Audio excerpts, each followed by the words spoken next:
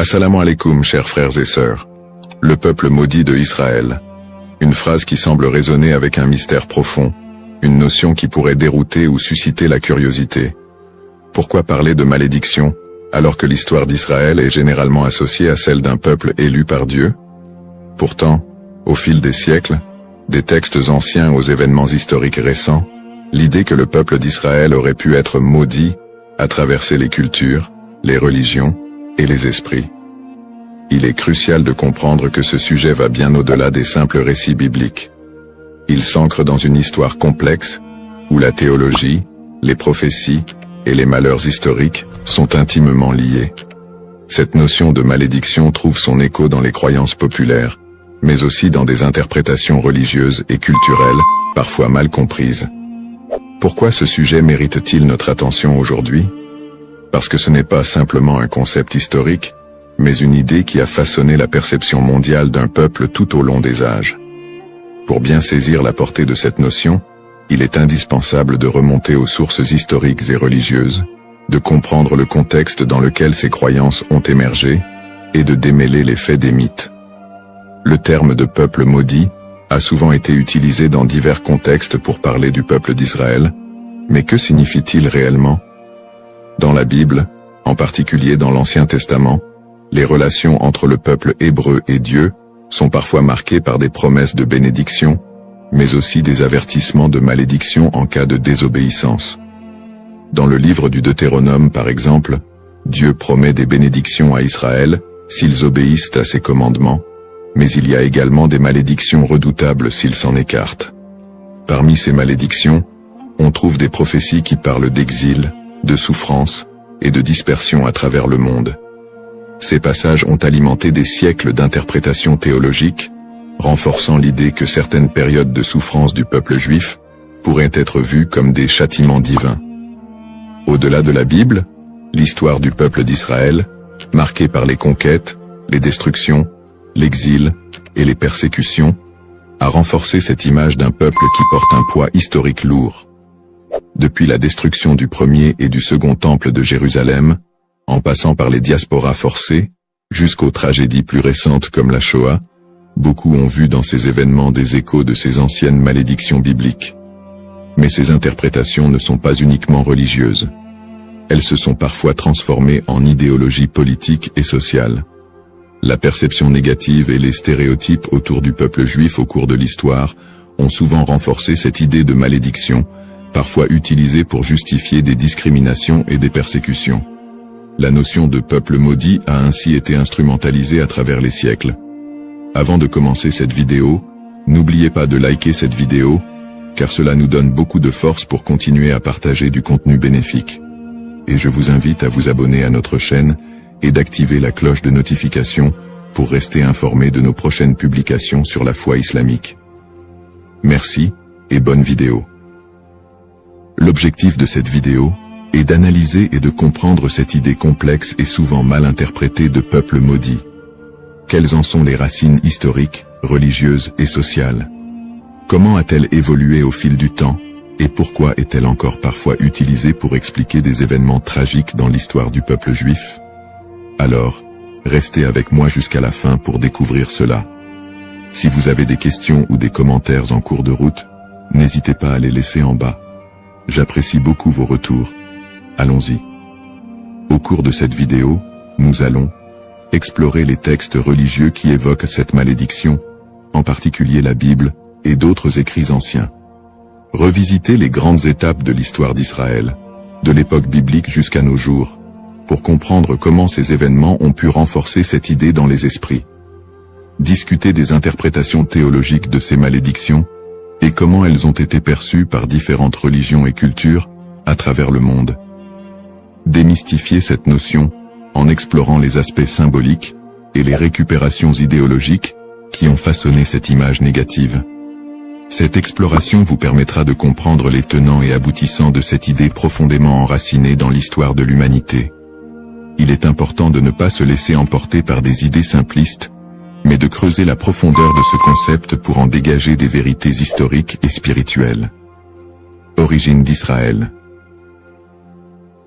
L'histoire du peuple israélite débute avec les récits bibliques de la Genèse, où Dieu promet à Abraham, un patriarche hébreu, qu'il deviendra le père d'une grande nation.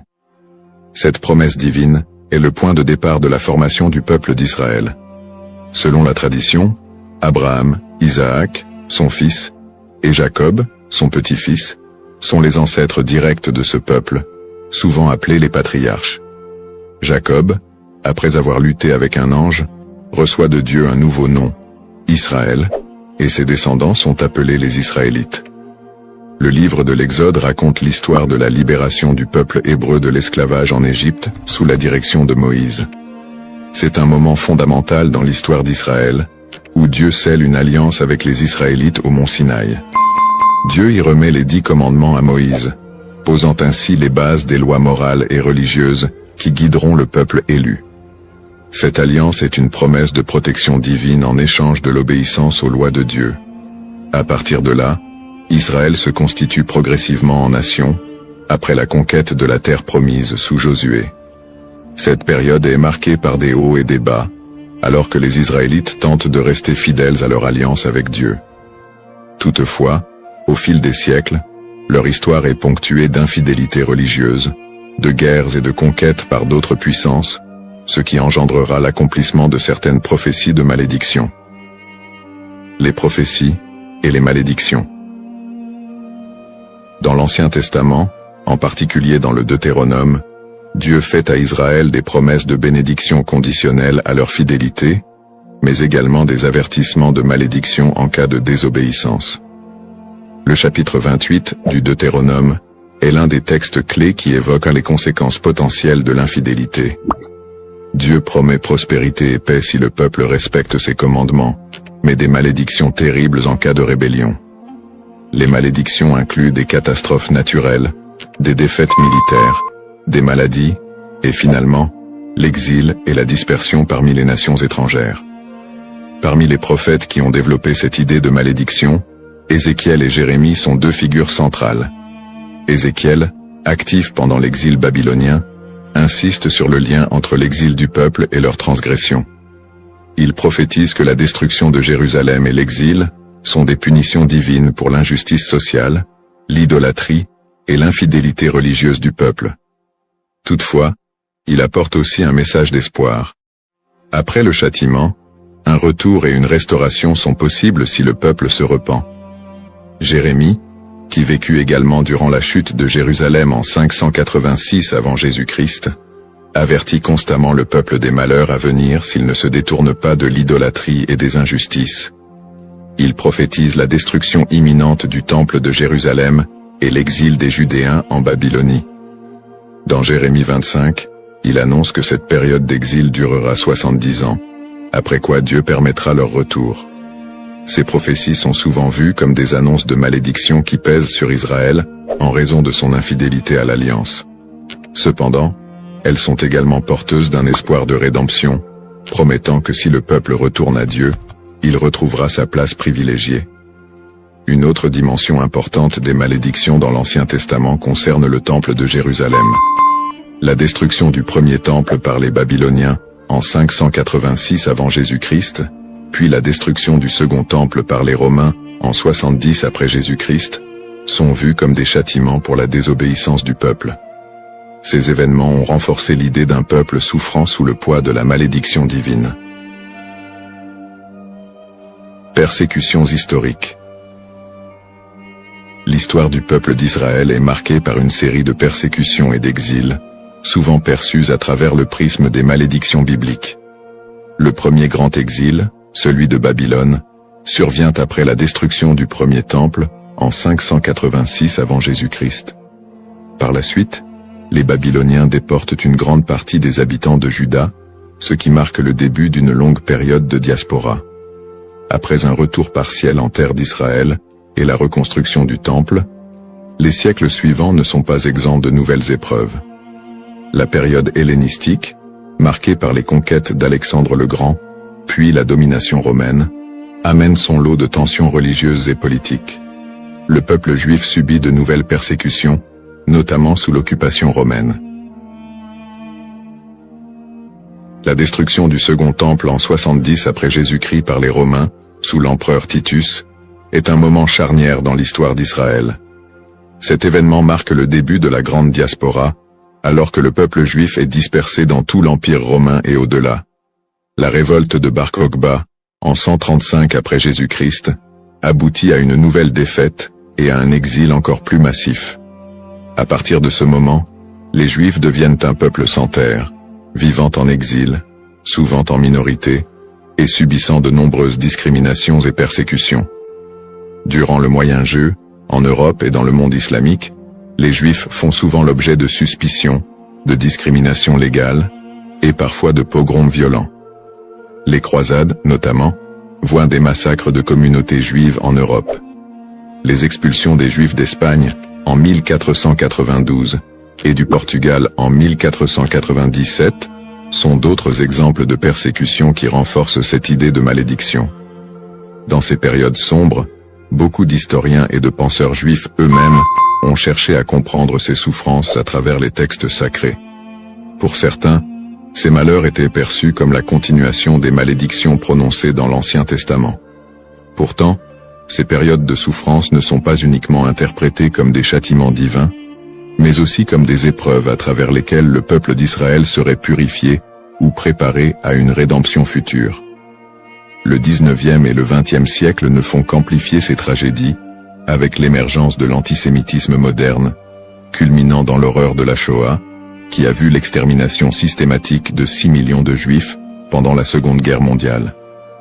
Une telle catastrophe, d'une ampleur sans précédent, a profondément marqué l'identité juive et soulevé des questions sur le sens de cette souffrance historique.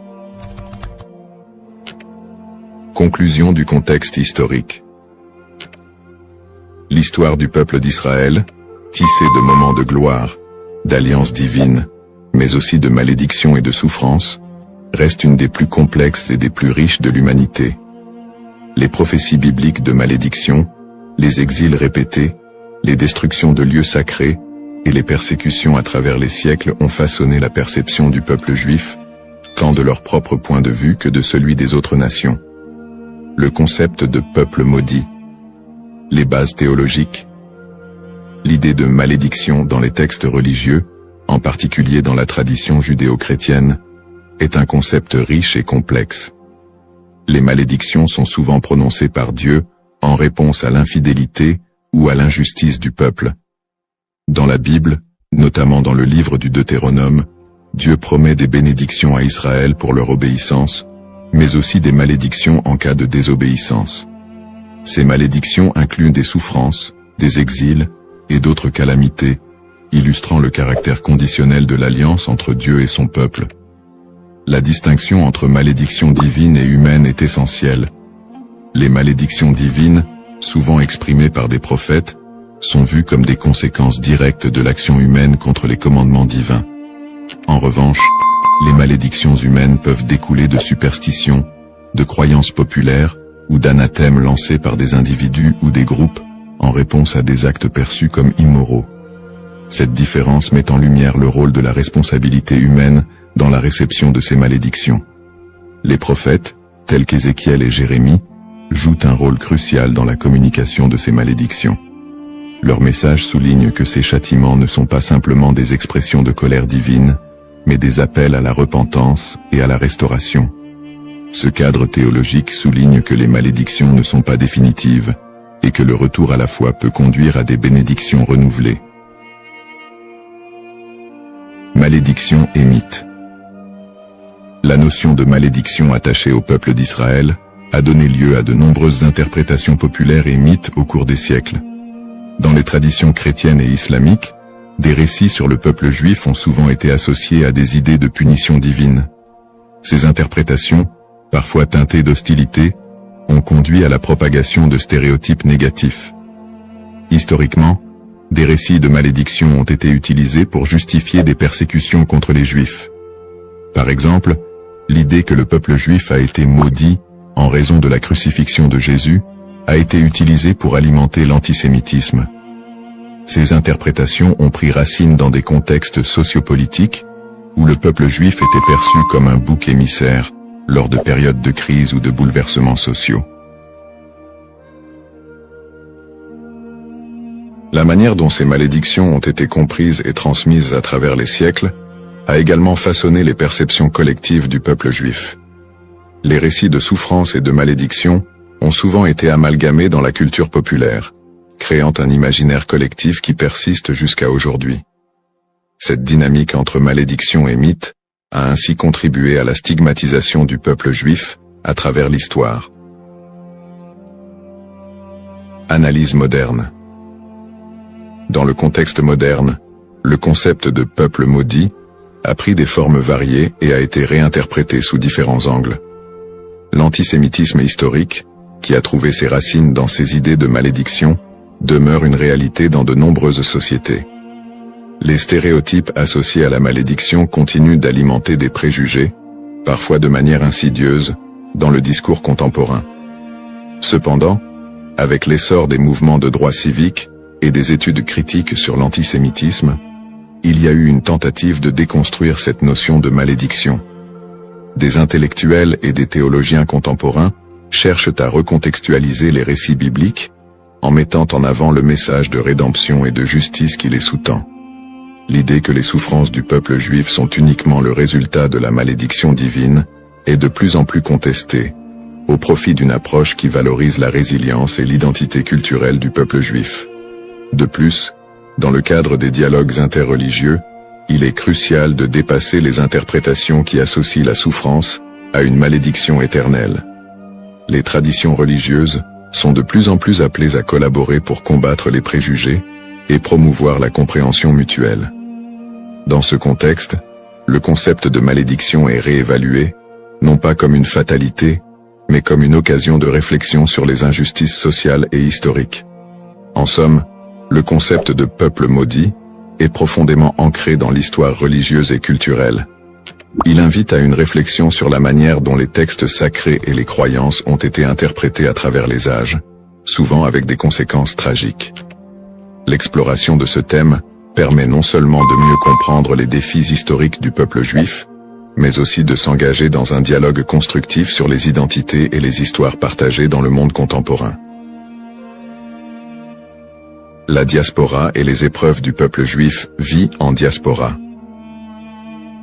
La diaspora juive, qui a débuté avec l'exil babylonien au VIe siècle avant J.C., a été marquée par une série de défis sans précédent. Une fois dispersé à travers le monde, le peuple juif a dû naviguer dans des environnements souvent hostiles. Les communautés juives ont fait face à des persécutions, à des migrations forcées et à la ghettoisation, qui ont toutes contribué à forger leur identité collective. Dans de nombreux pays, les Juifs étaient considérés comme des étrangers, souvent sujets à la méfiance et à la stigmatisation. Dans l'Europe médiévale, par exemple, ils étaient fréquemment accusés de diverses calamités, comme la peste noire, et ont été victimes de violences antisémites. Les Juifs étaient souvent contraints de vivre dans des quartiers séparés, appelés ghettos, où leur liberté était limitée. Cette ghettoisation a servi à isoler les communautés juives, créant un environnement d'exclusion qui a renforcé les stéréotypes négatifs. Les migrations forcées ont également eu un impact considérable sur la vie juive en diaspora. Des expulsions massives, comme celle des Juifs d'Espagne en 1492, ont conduit à une dispersion rapide vers des régions comme l'Empire ottoman, le nord de l'Afrique et plus tard les Amériques.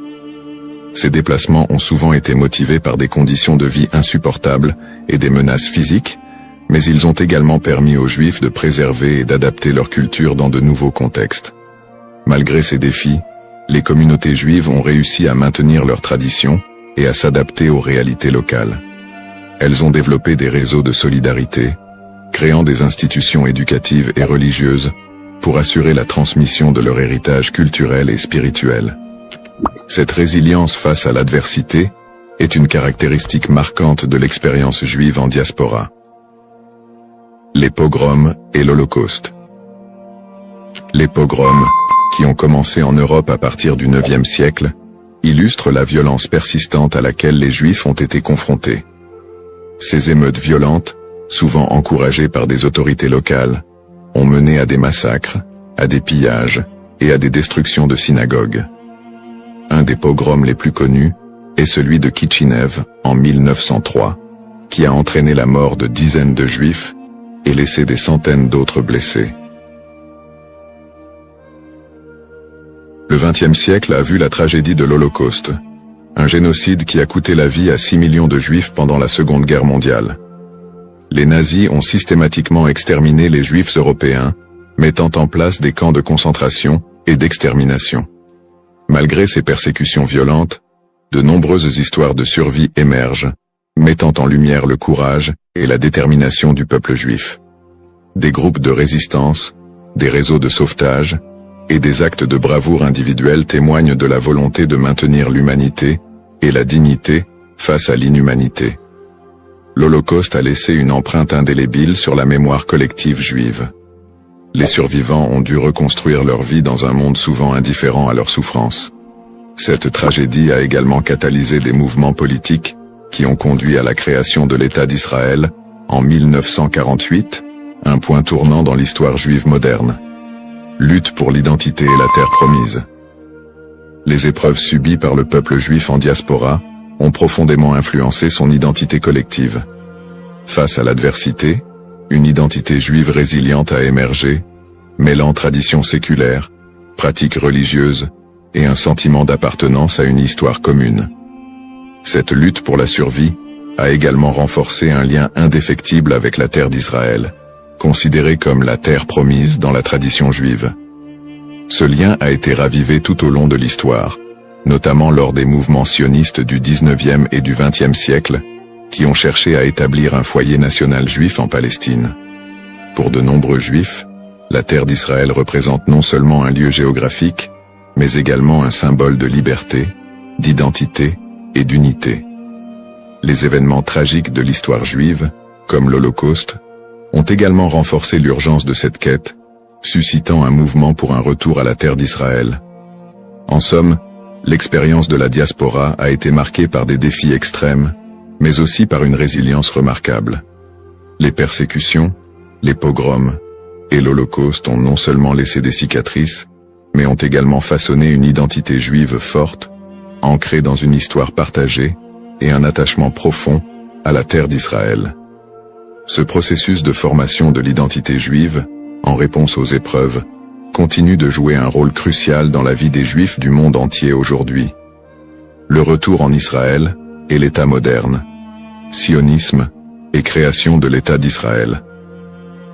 Le mouvement sioniste, qui a émergé à la fin du XIXe siècle, constitue un tournant majeur dans l'histoire juive moderne. À cette époque, les Juifs d'Europe étaient confrontés à une montée de l'antisémitisme et à des conditions de vie précaires, notamment en Russie et en Europe de l'Est. Ces difficultés ont suscité un besoin pressant d'un foyer national. Theodor Herzl, considéré comme le père du sionisme politique, a articulé cette aspiration dans son livre L'État juif, 1996, où il propose la création d'un État juif en Palestine, comme réponse à l'antisémitisme rampant. Le sionisme a pris plusieurs formes, allant du sionisme politique de Herzl à des visions plus socialistes et culturelles, comme celles de figures comme David Ben-Gourion et Ahad Ha'am.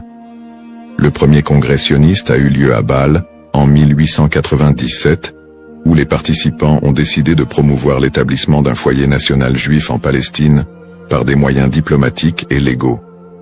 À la suite de la déclaration Balfour de 1917, dans laquelle le gouvernement britannique a exprimé son soutien à l'établissement d'un foyer national juif en Palestine, le mouvement sioniste a gagné en légitimité. Cependant, la réalité sur le terrain était complexe. La Palestine était alors habitée par une majorité arabe qui a vu l'immigration juive comme une menace pour ses droits et ses terres. Cette situation a semé les graines des conflits futurs. Après la Seconde Guerre mondiale et l'Holocauste, qui a décimé la population juive d'Europe, le besoin d'un refuge sécurisé a été accentué.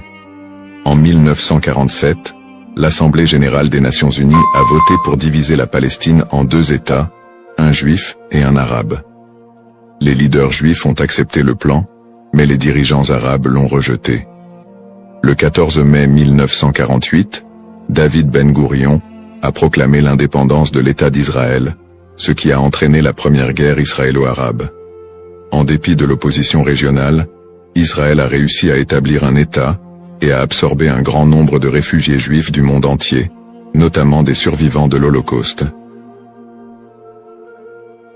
Conflit moderne. Depuis sa création, l'État d'Israël a été plongé dans une série de conflits régionaux qui ont souvent été alimentés par des tensions ethniques et religieuses.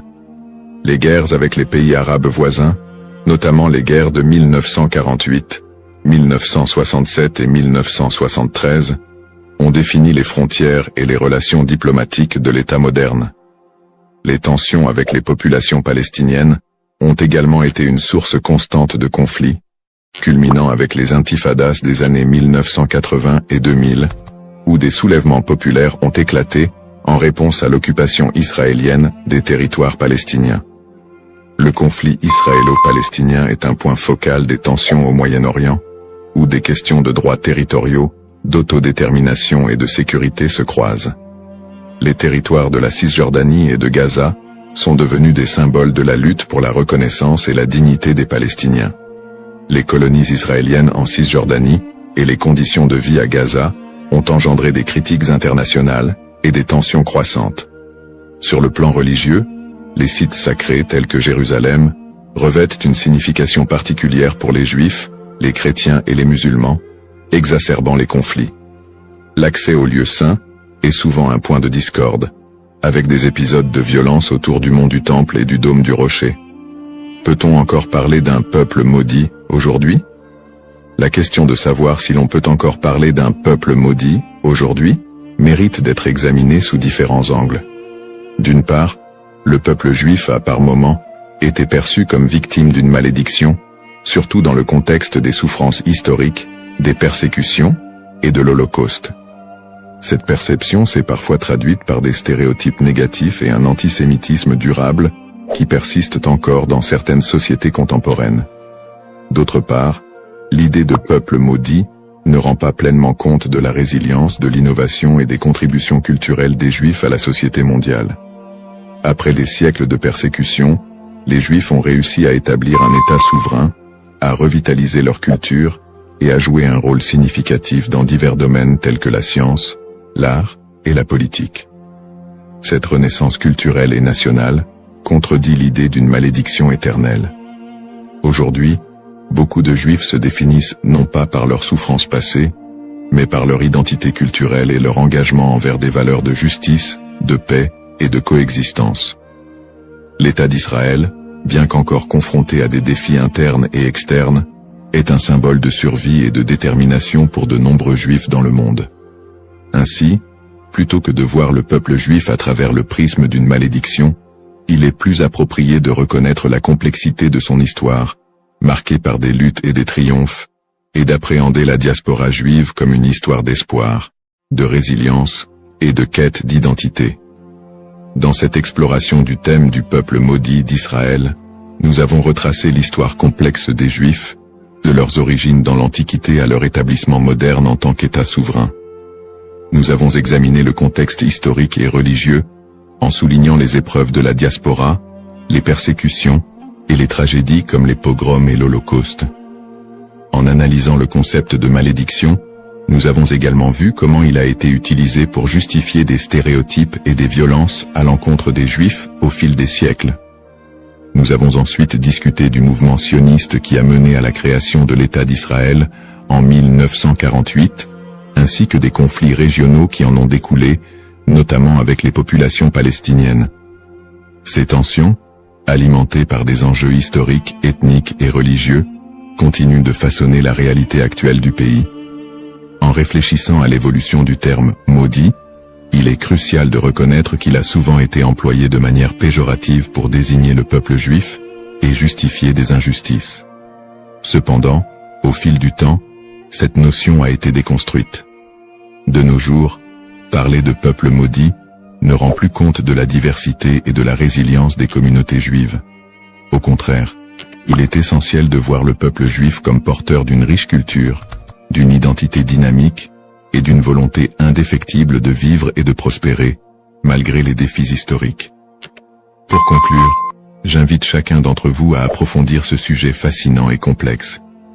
Prenez le temps d'explorer les multiples facettes de l'histoire juive, d'écouter des voix variées, et de réévaluer vos propres perceptions sur le peuple juif et son héritage.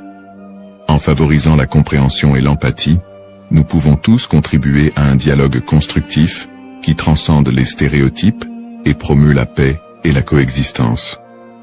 Le parcours historique du peuple juif est une leçon pour tous sur la résilience, l'identité et la quête de justice.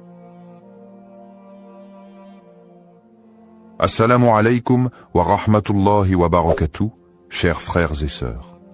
Bienvenue sur notre chaîne, Parole d'Allah. Aujourd'hui, nous plongeons dans l'un des moments les plus spirituels de l'année, le mois de Ramadan. Ce mois béni, où les portes du paradis s'ouvrent et celles de l'enfer se ferment, est un moment de purification de l'âme et de rapprochement avec notre Créateur. Le Ramadan est une période durant laquelle notre lien avec Allah se renforce par la prière, le jeûne et surtout l'invocation, doua. Chaque prière et chaque doua prononcée en ce mois possède une force et une bénédiction particulière. Dans cette vidéo, nous allons explorer un doua spécifique, puissant et significatif que vous pouvez réciter pendant ce mois sacré. Nous verrons comment cette invocation peut transformer nos vies et nous rapprocher davantage de la miséricorde d'Allah. Avant de commencer cette vidéo, n'oubliez pas de liker cette vidéo, car cela nous donne beaucoup de force pour continuer à partager du contenu bénéfique. Et je vous invite à vous abonner à notre chaîne et d'activer la cloche de notification pour rester informé de nos prochaines publications sur la foi islamique. Partagez-la avec vos proches et laissez un commentaire pour me dire ce que vous en pensez. Merci et bonne vidéo. L'importance du doua dans le mois de Ramadan. Le mois de Ramadan est une période inégalée dans l'année où Allah accorde une miséricorde et une bénédiction infinie à ceux qui s'y consacrent pleinement. Parmi les plus grandes bénédictions de ce mois figure l'importance du doua. En effet, le prophète Muhammad, paix et bénédiction sur lui, a dit « Il y a 3 personnes dont l'invocation n'est jamais rejetée. Celui qui jeûne jusqu'à ce qu'il rompe son jeûne, le juste dirigeant, et celui qui fait doua pour son frère en son absence. » Tirmidhi. Ce hadith montre clairement que pendant le Ramadan, les invocations sont particulièrement efficaces et puissantes. Le mois de Ramadan est un moment unique où les portes du ciel sont largement ouvertes et où Allah écoute plus attentivement les prières de ses serviteurs. C'est un mois de pardon et de miséricorde, une occasion en or pour demander à Allah ce que l'on désire, que ce soit la purification de l'âme, la guérison ou la bénédiction dans nos vies. Le prophète Muhammad, paix et bénédiction sur lui, nous a également enseigné que, quand le Ramadan commence, les portes du paradis s'ouvrent, les portes de l'enfer se ferment et les démons sont enchaînés. Sahih al-Bukhari. Cela témoigne de l'atmosphère spirituelle particulièrement propice pour faire des douas pendant ce mois. Le mois de Ramadan est aussi l'occasion de vivre des événements spirituels d'une importance capitale, notamment la nuit du destin, Laylat al-Qadr. Cette nuit, qui se trouve dans les 10 derniers jours de Ramadan, est mieux que 1000 mois. Le Coran dit « La nuit du destin est meilleure que 1000 mois ». Sourate al-Qadr, 97, 3. Pendant cette nuit, les anges descendent sur la terre et les prières sont exaucées. C'est donc le moment idéal pour faire des douas, car Allah, dans sa grandeur et sa miséricorde infinie, accorde une attention toute particulière à ses serviteurs en cette période. C'est un mois où chaque prière devient une opportunité d'obtenir des bénédictions et des réponses divines. Le doua est un acte d'humilité et de soumission totale à Allah, et pendant le mois de Ramadan, cet acte est particulièrement favorisé. Nous devons saisir cette occasion pour purifier nos cœurs, solliciter le pardon d'Allah et demander des bénédictions pour nous-mêmes, nos proches, et même pour l'ensemble de la communauté musulmane. Le doua du Ramadan, signification et puissance. Le doua est un acte de soumission et de demande auprès d'Allah, Et pendant le mois de Ramadan, cet acte prend une dimension particulière. Le mois de Ramadan est une période de purification spirituelle où chaque prière et chaque invocation est une occasion d'obtenir la miséricorde divine. Dans ce contexte, certains douas ont une puissance et une signification profonde, et parmi ceux-ci, il existe un doua spécifique recommandé pour ce mois béni. Le doua pour la rédemption et le pardon. Le doua pour la rédemption et le pardon. Un des douas les plus recommandés pendant le mois de Ramadan est le doua pour demander le pardon et la miséricorde d'Allah. Il s'agit de l'invocation suivante, souvent récitée durant ce mois sacré. Allahumma innaka afu, tuhibbul afu, fa'af anni. Allahumma innaka afuun tuhibbu al-afwa, fa'fu anni. Oh Allah, tu es pardonnant, tu aimes le pardon, alors pardonne-moi. Hadith rapporté par Al-Tirmidhi. Ce doua est une invocation très puissante et profonde. Elle est recommandée de manière spéciale durant les dernières nuits de Ramadan, notamment durant la nuit du destin, Laylat al-Qadr, lorsque les bénédictions et les bénédictions divines sont multipliées. Le doua exprime l'humilité et le besoin absolu de la miséricorde d'Allah. Signification des mots et impact spirituel. Chaque mot de ce doua est riche en signification et en implications spirituelles. Voici une explication détaillée de ces éléments clés. Allahumma innaka. Ce mot commence l'invocation par le nom d'Allah, une manière de se rappeler qu'Allah est celui vers qui toute demande doit être adressée.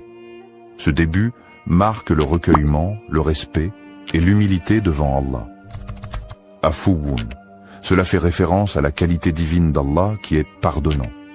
Ce mot indique une forme de pardon bienveillant, plus que simplement accorder le pardon. Allah, dans sa grande miséricorde, ne se contente pas de pardonner les péchés, mais il efface leurs traces et les conséquences. C'est ce pardon purifiant qui est demandé ici. Tuhibbu al-afwa. Cette phrase signifie que tu aimes le pardon. Cela nous rappelle que le pardon est une qualité précieuse dans l'islam. Et Allah non seulement pardonne, mais il aime pardonner à ses serviteurs qui se repentent sincèrement. Il est la source de tout pardon et aime purifier ceux qui se tournent vers lui avec un cœur sincère. Fa'fu anni. Ici, on demande directement à Allah de pardonner nos fautes. Le mot fa'fu est plus que le simple pardon. Il implique l'effacement total des péchés et des erreurs, une grâce qui est renouvelée chaque jour pendant le mois de Ramadan. Cette invocation, d'une simplicité apparente, est profondément spirituelle. Elle illustre parfaitement l'âme du Ramadan, qui est un mois de purification, de repentance et de réconciliation avec Allah. Le doua fait appel à la miséricorde d'Allah, à sa volonté de pardonner et à sa bienveillance infinie. Il invite les croyants à se tourner vers Allah avec une foi totale, en reconnaissant leur faiblesse et en demandant une purification divine. Connexion à la miséricorde divine. Le mois de Ramadan est le mois où la miséricorde divine atteint son paroxysme. En demandant pardon, le croyant ne fait pas qu'accepter la rédemption de ses péchés, mais aussi il s'engage dans un processus de purification de l'âme. Allah nous enseigne dans le Coran que sa miséricorde couvre toutes choses, et cette miséricorde est particulièrement active pendant le mois de Ramadan. Le prophète Muhammad, paix et bénédiction sur lui, a dit « Celui qui jeûne pendant le mois de Ramadan avec foi et espérant la récompense d'Allah, ses péchés passés lui seront pardonnés. » Sahih al-Bukhari. Le doua pour le pardon est une clé pour accéder à cette miséricorde. Ce mois de Ramadan est, pour chaque musulman, une occasion de se libérer des chaînes de ses péchés, de se purifier et de se rapprocher de la clémence infinie d'Allah. La répétition de ce doua crée une connexion constante avec la miséricorde divine et rappelle aux croyants qu'Allah est toujours prêt à pardonner ceux qui reviennent vers lui avec sincérité. Bénédictions liées à l'écoute de ce doua. Les bénédictions de ce doua sont innombrables. Lorsque nous récitons cette invocation, nous sollicitons le pardon d'Allah et en retour, Allah nous accorde plusieurs bénédictions spirituelles, le pardon des péchés. Comme mentionné précédemment, réciter ce doua avec foi et sincérité efface nos péchés, même les plus grands. La purification du cœur, la miséricorde divine, demandée dans cette invocation, purifie le cœur du croyant, enlevant l'orgueil, la colère et la rancune. La proximité d'Allah. En demandant pardon à Allah, nous établissons un lien plus intime avec lui. Le doua nous rappelle que nous sommes toujours dépendants de sa miséricorde et que notre relation avec lui est celle d'un serviteur humble. Les bénédictions dans la vie. Le pardon d'Allah pendant le Ramadan se traduit également par des bénédictions dans notre vie quotidienne. Ces bénédictions peuvent se manifester sous forme de paix intérieure, de prospérité spirituelle et matérielle, et d'un sentiment général de bien-être. En conclusion, le doua du Ramadan est une clé spirituelle puissante qui ouvre les portes de la miséricorde d'Allah et nous permet de vivre ce mois sacré dans une pureté renouvelée. En le récitant sincèrement, nous espérons être touchés par la miséricorde divine et bénéficier de toutes les bénédictions qu'Allah réserve à ceux qui cherchent son pardon. Histoire inspirante. Un doua écouté pendant Ramadan. Il y a quelques années, un frère musulman nommé Ahmed vivait un moment difficile dans sa vie. Il avait perdu son emploi, sa situation financière était instable et il ressentait une profonde inquiétude quant à son avenir. Chaque jour, il se battait contre la peur et le doute, se demandant s'il serait capable de subvenir à ses besoins et à ceux de sa famille. En ce mois de Ramadan, il décida de se tourner pleinement vers Allah, espérant que ce mois sacré, porteur de bénédictions, serait l'occasion pour lui de trouver une réponse divine. Ahmed avait toujours été un croyant fidèle, mais dans ces moments de détresse, sa foi était mise à l'épreuve. Il se souvint des paroles du prophète Muhammad, paix et bénédiction sur lui. Il n'y a rien de plus noble que de faire appel à Allah avec une invocation sincère, et Allah répondra, mais selon ce qui est meilleur pour vous. Sahih Muslim. Conscient de la miséricorde infinie d'Allah, il se dit qu'il devait faire confiance à Allah, peu importe l'issue de sa situation. Durant les nuits du Ramadan, Ahmed s'isola dans sa chambre après la prière de Tarawih, un moment calme où il pouvait se concentrer pleinement sur son invocation. Avec une profonde humilité et sincérité, il leva les mains vers Allah et récita ce doua. Allahumma inni abduk wa ibnu abdik wa ibnu ummatik, nasiyati biyadik, maadin fi hukmik, adlu fi qada'uk, asalika bikulli ismin huwa lak, سميت به نفسك أو أنزلته في كتابك أو علمته أحدا من خلقك أو استأثرت به في علم الغيب عندك أن تجعل القرآن ربيع قلبي ونور صدري وجلاء حزني وذهاب همي اللهم إني عبدك وابن عبدك وابن آمتك ناسيتي بيدك معذ في حكمك عدل في قضائك أسألك بكل اسم هو لك سميته به نفسك أو أنزلته في كتابك أو علمته أحدا من خلقك أو استأثرت به في علم الغيب عندك أن تجعل القرآن رب قلب ونور صدر وجلاء حزن وذهب همع. Ô Allah, je suis ton serviteur, fils de ton serviteur et fils de ta servante. Mon destin est entre tes mains et tout ce que tu ordonnes est juste et équitable. Je te demande, par tous les noms qui t'appartiennent, que tu as révélé dans ton livre ou enseigné à l'un de tes créatures, ou gardé dans le secret de ton savoir divin, que le Coran devienne le printemps de mon cœur, la lumière de ma poitrine, la guérison de ma tristesse et la disparition de mon souci. Cette invocation, exprimant une demande de guérison spirituelle, de paix intérieure et de bénédiction dans la vie d'Ahmed, marqua un tournant dans son Ramadan. Il répéta ce doua avec une foi inébranlable, se rappelant que Ramadan est le mois où les portes de la miséricorde d'Allah sont largement ouvertes. Chaque mot de l'invocation résonnait profondément dans son cœur, et il ressentait une connexion spéciale avec Allah pendant ces moments de solitude. Les jours passaient, et bien que la situation extérieure d'Ahmed ne changeait pas immédiatement, il ressentait une paix intérieure qu'il n'avait pas connue depuis longtemps. Il continuait à faire des douas, mais ce sentiment de tranquillité le guidait dans ses prières et ses supplications. Un soir, après une prière de Taraweeh particulièrement émotive, il reçut un appel inattendu. C'était un ancien collègue qui lui proposait une opportunité de travail, une offre bien plus avantageuse que celle qu'il avait perdue. Non seulement cette offre répondait à ses besoins matériels, mais elle offrait également une chance de croître et de se rapprocher de ses valeurs spirituelles. Cela lui rappela instantanément le hadith du prophète Muhammad, paix et bénédiction sur lui. Quand Allah aime un serviteur, il l'éprouve. Sahih al-Bukhari.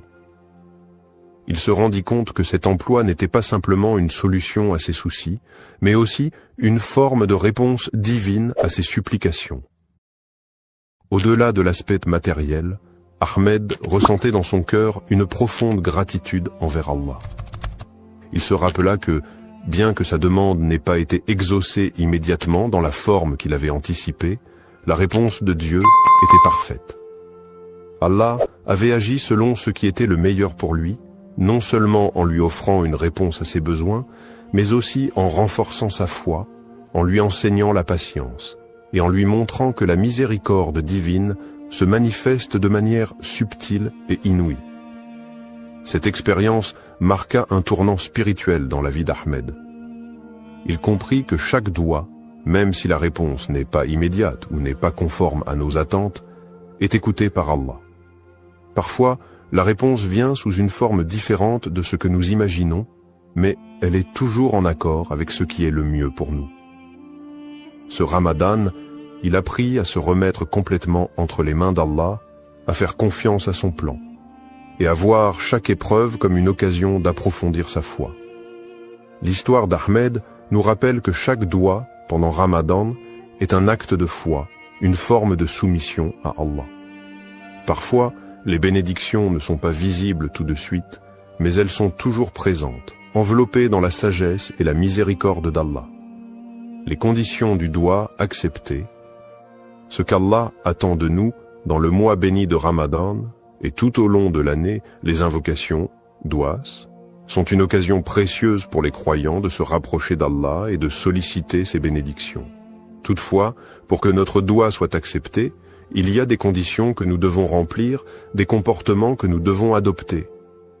Allah, dans sa miséricorde infinie, répond à nos prières, mais cette réponse dépend souvent de la sincérité de notre cœur et de notre engagement envers lui. Première, la sincérité dans la prière et la pureté d'intention. La première condition pour qu'un doua soit accepté est la sincérité du cœur. Lorsque nous élevons nos mains en supplication, nous devons nous assurer que notre demande vient d'un cœur pur, exempt de toute hypocrisie. Le prophète Muhammad, paix et bénédiction sur lui, a dit « Lorsque vous invoquez Allah, invoquez-le avec un cœur pur. » Sunan at-Tirmidhi. Il est crucial que notre intention soit claire et que nous ne cherchions pas à obtenir des bénéfices mondains par nos prières, mais bien à chercher le plaisir d'Allah. Cette sincérité dans la prière renforce notre relation avec Allah, car c'est un acte d'adoration qui doit être fait uniquement pour lui. 2. Le rôle du tawakkul, la confiance en Allah, et la persévérance dans les invocations. Une autre condition essentielle pour que nos doua soient acceptés est le tawakkul, c'est-à-dire la confiance totale en Allah après avoir fait tous les efforts nécessaires. Il est important de se rappeler que, même si nous faisons des supplications, cela ne signifie pas que la réponse viendra instantanément ou selon nos attentes.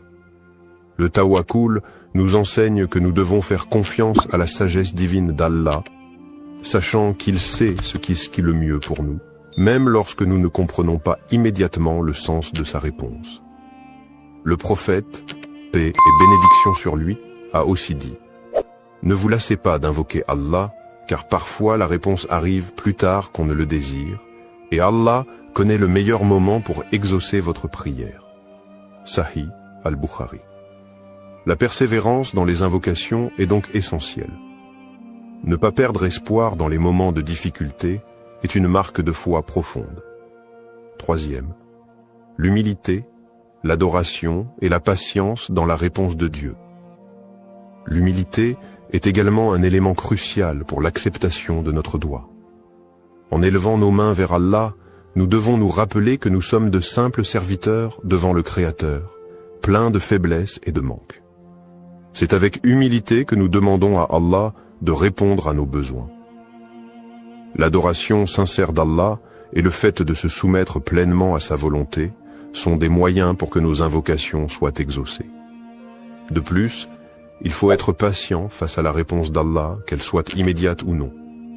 Parfois, la réponse divine peut ne pas arriver dans la forme que nous attendions, ou elle peut être retardée pour des raisons que nous ne comprenons pas. Le prophète Muhammad, paix et bénédiction sur lui, nous enseigne que la patience dans l'attente de la réponse d'Allah fait partie intégrante du processus. Allah nous dit dans le Coran, « Et ton Seigneur dit, invoquez-moi, je vous répondrai. » Sourate Ghafir 40-60. Mais cette réponse peut arriver de manière différente, sous forme de bénédiction, de protection, ou de tests qui renforcent notre foi. En conclusion, pour qu'un doua soit accepté, nous devons répondre à ces conditions essentielles, la sincérité de l'intention, la confiance totale en Allah, tawakkul, la persévérance dans les invocations, l'humilité dans notre supplication et la patience face à la réponse de Dieu. En agissant selon ces principes, nous cultivons une relation spirituelle profonde avec notre Créateur, et nos doigts sont davantage susceptibles d'être exaucés. Mais au-delà de l'exaucement immédiat, nous devons toujours garder à l'esprit que chaque réponse d'Allah est parfaite, et qu'elle vient dans le meilleur des moments et selon sa sagesse infinie. Le doua comme moyen de purification spirituelle. Le mois de Ramadan n'est pas seulement une période de jeûne et d'abstinence, mais également un moment sacré de purification spirituelle. C'est une occasion unique pour les croyants de se rapprocher d'Allah, de purifier leur âme et de renforcer leur foi. Parmi les moyens les plus puissants pour accomplir cette purification, il y a le doua ou l'invocation. Le doua pendant Ramadan ne sert pas seulement à demander de l'aide ou des bénédictions, mais il joue un rôle essentiel dans le processus de purification du cœur et de l'âme. Premier, le doua comme outil de purification du cœur. Lorsqu'un croyant fait un doua, il se tourne vers Allah avec sincérité et humilité, cherchant sa miséricorde et son pardon. Cet acte d'invocation permet de purifier le cœur en le débarrassant de tout orgueil, de tout mal et de toute négativité. Le prophète Muhammad, paix et bénédiction sur lui, a dit « Il n'y a rien de plus purifiant pour le cœur que de se rappeler d'Allah. » Sahih Muslim. Ainsi, chaque doua est une occasion de purifier son cœur en se souvenant constamment de la grandeur et de la miséricorde d'Allah. Le doua permet également de renforcer la relation intime avec Allah. En invoquant Allah, on reconnaît sa dépendance totale envers lui, ce qui éveille un sentiment profond de soumission et de gratitude. Ce processus aide à purifier le cœur des distractions mondaines et à focaliser notre attention sur ce qui est véritablement important dans la vie, l'adoration d'Allah. 2. L'aspect de repentance et d'auto-amélioration pendant le Ramadan. Le mois de Ramadan est le mois de la purification spirituelle par excellence. C'est un moment où les portes du pardon sont largement ouvertes et où chaque croyant a l'opportunité de se purifier par la repentance, tauba, et de demander pardon à Allah pour ses péchés passés. Le doua joue un rôle clé dans ce processus de repentance. En demandant pardon avec sincérité, le croyant se purifie de ses fautes et rétablit une connexion plus forte avec Allah. Le prophète Muhammad, paix et bénédiction sur lui, a dit « Quiconque demande pardon pendant le Ramadan, Allah lui pardonne. » Sunan al-Tirmidhi. Cette promesse divine est un rappel puissant de la miséricorde d'Allah. Lors de nos invocations, il est important de nous repentir sincèrement de nos péchés et de demander à Allah de purifier notre cœur et notre âme. Le doigt devient ainsi un acte de purification, non seulement de nos actions passées, mais aussi un moyen d'améliorer notre caractère et d'aller vers une version meilleure de nous-mêmes. Troisième, le doigt comme moyen de purification spirituelle profonde. Le doigt n'est pas seulement une demande d'aide, mais il est aussi une méthode pour nous purifier en tant qu'individus. C'est une manière d'implorer Allah de nous guider sur le droit chemin, d'effacer les imperfections de notre âme et de nous accorder la paix intérieure. Chaque invocation nous aide à nous détacher des préoccupations matérielles et à renforcer notre connexion avec Allah. Le Coran nous rappelle l'importance de la purification du cœur et de l'âme, notamment dans le verset suivant. Le jour où ni les biens ni les enfants ne profiteront, sauf celui qui viendra à Allah avec un cœur pur. Sourate Ash-Shu'ara, 26, 88 à 89. Ce verset souligne la nécessité d'avoir un cœur purifié pour mériter la proximité d'Allah et sa récompense. C'est dans le doua que le croyant trouve un moyen puissant de purifier son âme et de se préparer pour l'au-delà. Quatrième, la purification par l'humilité et la sincérité. Un autre aspect du doua pendant Ramadan est l'humilité qu'il induit. En levant les mains vers Allah et en lui demandant ce dont nous avons besoin, nous reconnaissons notre faiblesse et notre dépendance totale envers lui. Cette humilité est un moyen puissant de purifier notre cœur, car elle nous libère de l'orgueil et du sentiment d'autosuffisance qui peut parfois entraver notre spiritualité.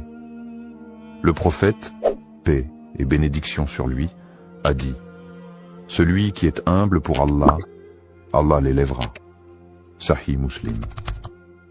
En étant sincères et humbles dans notre invocation, nous permettons à Allah de purifier notre cœur et de nous élever spirituellement. Le doigt devient ainsi une forme d'adoration en soi, un acte de soumission à Allah qui nettoie l'âme et éveille une conscience spirituelle plus profonde. C'est à travers cette pratique régulière que nous pouvons espérer purifier nos intentions, notre cœur, et nous rapprocher davantage de notre Créateur. Conclusion, le doigt, pendant le mois de Ramadan, n'est pas simplement un acte de demande, mais une forme de purification spirituelle qui nous aide à nettoyer notre cœur, à nous repentir et à nous améliorer spirituellement. En nous tournant vers Allah avec sincérité, humilité et foi, nous pouvons purifier nos âmes des péchés et des distractions du monde. Le mois de Ramadan, avec ses bénédictions et sa miséricorde infinie, est l'occasion idéale pour accomplir cette purification, se rapprocher d'Allah et renforcer notre engagement à mener une vie pure, pleine de foi et de dévotion. L'écoute du doigt et l'acceptation de la volonté d'Allah. Lorsqu'un croyant fait un doigt, il se soumet à la volonté divine et attend la réponse d'Allah avec foi et confiance.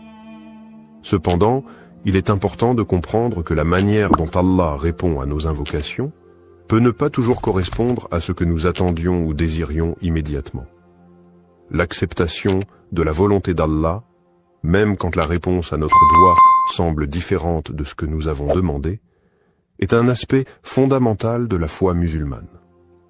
Cela relève de la conviction profonde que tout ce qu'Allah fait est pour notre bien, même si nous ne comprenons pas toujours les raisons de sa réponse. Premier, croire que toute réponse divine est pour notre bien.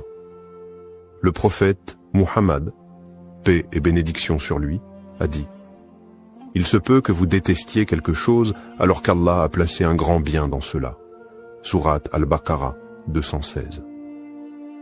Cette parole nous enseigne que même lorsque la réponse d'Allah semble être un refus ou un retard dans notre demande, cela peut être en réalité un bien pour nous. Allah, dans sa sagesse infinie, connaît ce qui est meilleur pour nous, et parfois ce que nous demandons ne correspond pas à ce que nous avons réellement besoin. Il est aussi essentiel de comprendre que la réponse d'Allah peut se manifester de différentes manières, soit par l'exaucement direct de notre demande, soit par un retard dans la réponse pour tester notre patience et notre foi, ou encore en nous épargnant un mal que nous ne voyons pas. Le prophète Muhammad, paix et bénédiction sur lui, a dit « Aucun de vos souhaits n'est perdu, il y a toujours une réponse, soit immédiate, soit différée, soit le mal est éloigné de vous. » Cette acceptation de la volonté divine est ce qui nous permet de maintenir une relation de confiance et de soumission envers notre Créateur. Deuxième, l'adab du doigt.